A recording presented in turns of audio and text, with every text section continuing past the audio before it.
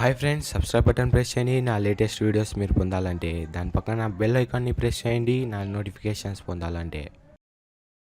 Hi friends, మీరు చూసిన Telugu tech talks. Friends, ఈరోజు మీకు చూపిస్తాను ఎట్లా ఫోల్డర్స్ని లాక్ పెట్టుకోవాలో, ఇంకా వచ్చేసి ఫైల్స్కే పెట్టుకోవాలో ఇంకా బాగా చూపిస్తాను. మనకి డిలీట్ కాకుండా అవి మనం పాస్వర్డ్ పెట్టుకోవాలో, ఎవరు డిలీట్ చేయకుండానే ఉండాల్సిన దానికి మనం పాస్వర్డ్ పెట్టుకుందాం.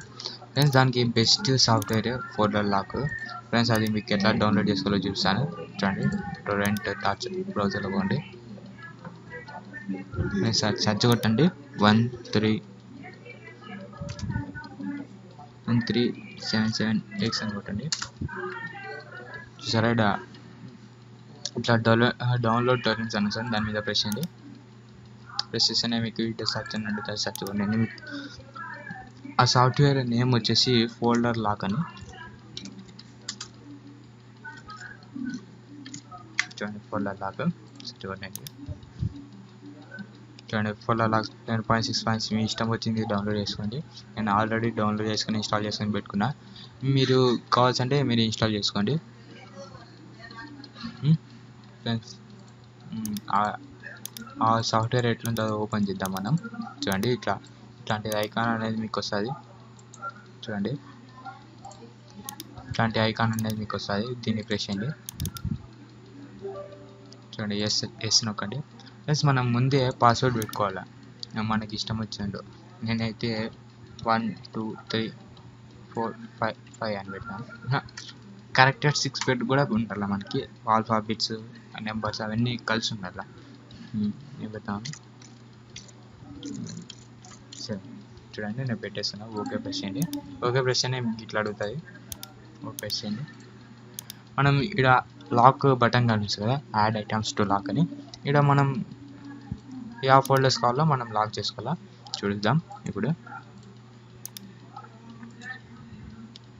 ఫోల్డర్ ప్రెస్ చేద్దాం. ఇక్కడ న్యూ ఫోల్డర్ అని డెస్క్టాప్ మీద చూడండి. మనం యాడ్ ఫోల్డర్స్ నొక్కుదాం. ఫోల్డర్స్ నొక్కి డెస్క్టాప్లో పోదాం. ఇక్కడ ఒక ఫోల్డర్ ఉంది కదా, దాన్ని ప్రెస్ చేయండి. చూడండి, లాక్ దిస్ ఐటమ్ అంటే మళ్ళీ ఇక్కడ వచ్చేస్తుంది. చూడండి, మనం హైడ్ కూడా చేసుకోవచ్చు. దీన్ని ఓపెన్ చేయాలన్నా పాస్వర్డ్ అడుగుతుంది. చూడండి, ఒక్కసారి లాక్ నొక్కితే చూడండి, ఓకే నొక్కినామా, చూడండి ఇలా లాక్ అని పడిపోతుంది. మరి దీన్ని ఓపెన్ చేయాలంటే మళ్ళీ మనకి చూడండి, అన్లాక్ దిస్ ఐటమ్స్ అని ప్రెస్ చేయండి. మళ్ళీ మీకు వచ్చేస్తుంది ఇక్కడ మీ మామూలు. ఎందుకంటే మీకు డిలీట్ చేయకూడదు. కొన్ని ఫైల్స్ మన ఇంపార్టెన్స్ ఉంటాయి. మళ్ళీ పాస్వర్డ్ అన్ని ఫైల్స్ డిలీట్ చేయకూడదు.